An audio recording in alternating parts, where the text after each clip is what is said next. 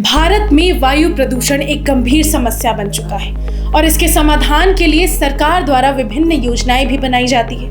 लेकिन ये योजनाएं कितनी कारगर साबित होती है?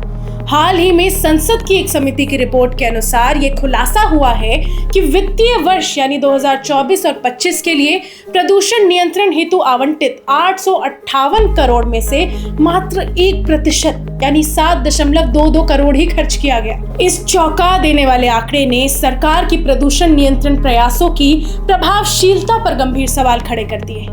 इस रिपोर्ट में हम इस मुद्दे के विभिन्न पहलुओं की समीक्षा करेंगे। वायु गुणवत्ता की निगरानी करने वाली संस्था IQAir की रिपोर्ट के अनुसार भारत दुनिया के सबसे प्रदूषित देशों में से एक है। चाड, कांगो, बांग्लादेश, पाकिस्तान और भारत उन देशों में शामिल है जहां वायु प्रदूषण का स्तर खतरनाक रूप से ऊंचा है। भारत के बार्निहाट यानी जो मेघालय में स्थित है उसे देश का सबसे प्रदूषित शहर बताया गया है। रिपोर्ट में यह भी बताया गया है कि दुनिया के केवल 17% शहर ही वायु प्रदूषण के मानकों को पूरा कर पाते हैं। लेकिन सबसे बड़ा सवाल ये है कि इतने बड़े बजट के बावजूद इतना कम क्यों खर्च किया गया? मुख्य रूप से इसके कारण प्रशासनिक, नीतिगत, तकनीकी और वित्तीय चुनौतियों से जुड़े हैं। सबसे पहला है नौकरशाही और प्रक्रियागत देरी।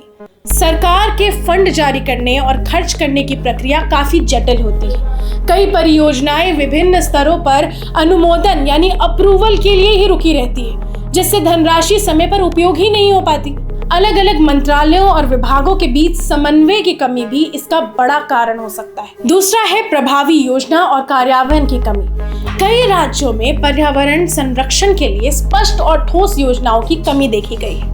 फंड मिलने के बावजूद कई बार योजनाएं समय पर लागू नहीं हो पाती क्योंकि सही परियोजनाएं नहीं चुनी जाती। केंद्र सरकार द्वारा राज्यों को फंड दिया जाता है, लेकिन राज्य सरकार प्राथमिकता के अभाव में उसे खर्च ही नहीं कर पाती। तीसरा है राजनीतिक इच्छा शक्ति की कमी। ये सबसे बड़ा और मुख्य कारण है। प्रदूषण नियंत्रण एक दीर्घकालीन योजना की मांग करता है, लेकिन राजनीतिक दल अल्पकालिक प्रभाव दिखाने वाली योजनाओं को प्राथमिकता देते हैं।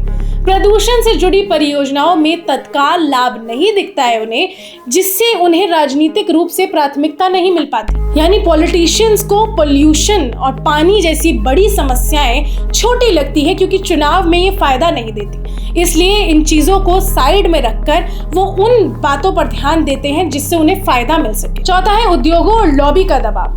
कई बार बड़े उद्योग समूहों और प्रदूषण फैलाने वाले व्यवसायों का सरकार पर दबाव होता है कि वे प्रदूषण को नियंत्रित करने के लिए सख्त कदम ना उठाए। यदि सरकार प्रदूषण नियंत्रण के लिए सख्त नीतियां लागू करती है तो उद्योगों को अतिरिक्त लागत उठानी पड़ती है जिसका वो विरोध करते हैं, और सरकार की फंडिंग जो होती है वो बड़े उद्योगों से ही होती है, इसलिए सरकार को पीछे हटना पड़ता है। पांचवा है पारदर्शिता और जवाबदेही की कमी। कई सरकारी योजनाओं के फंड के उपयोग पर सही निगरानी नहीं होती। पर्यावरण से जुड़े प्रोजेक्ट्स में भ्रष्टाचार और धन के गलत उपयोग की संभावना बनी रहती है। समय पर ऑडिट और निगरानी ना होने के कारण भी फंड खर्च नहीं हो पाता। छठा है प्राथमिकताओं में बदलाव। महामारी यानी कोविड-19 के दौरान सरकार की प्राथमिकताएं स्वास्थ्य और अर्थव्यवस्था को सुधारने पर केंद्रित थी। कई बार सरकार अन्य योजनाओं जैसे इंफ्रास्ट्रक्चर, रक्षा और सामाजिक योजनाओं पर अधिक खर्च करती है, जिससे पर्यावरण संबंधी योजनाएं पीछे छूट जाती हैं। सातवां और आखिर है जनता का दबाव और जागरूकता की कमी। जब तक जनता प्रदूषण को एक बड़े चुनावी मुद्दे के रूप में नहीं देखेगी, सरकारें इन्हें गंभीरता से नहीं लेंगी। स्वच्छ हवा और पर्यावरण को लेकर जनता की ओर से उतना जवाब नहीं बनता जितना अन्य मुद्दों पर होता है। सरकार ने प्रदूषण नियंत्रण के लिए 858 करोड़ आवंटित किए, लेकिन यदि इसमें से सिर्फ 1% यानी 7.22 करोड़ ही खर्च हुआ तो इसका मतलब है कि सरकारी नीतियां, प्रशासनिक प्रक्रिया और प्राथमिकताओं में गड़बड़ी है। जब तक सरकार और प्रशासन तेजी से निर्णय लेने, पारदर्शिता बढ़ाने और सख्त कार्यान्वयन पर ध्यान नहीं देते, तब तक आवंटित फंड का पूरा लाभ जनता तक नहीं पहुंचेगा। भारत जैसे देश में जहां प्रदूषण एक विकराल समस्या बन चुका है, वहां सरकार द्वारा आवंटित राशि का न्यूनतम उपयोग एक गंभीर चिंता का विषय है। यदि समय रहते इस पर ध्यान नहीं दिया गया तो आने वाले वर्षों में पर्यावरण समस्याएं और गंभीर हो सकती है।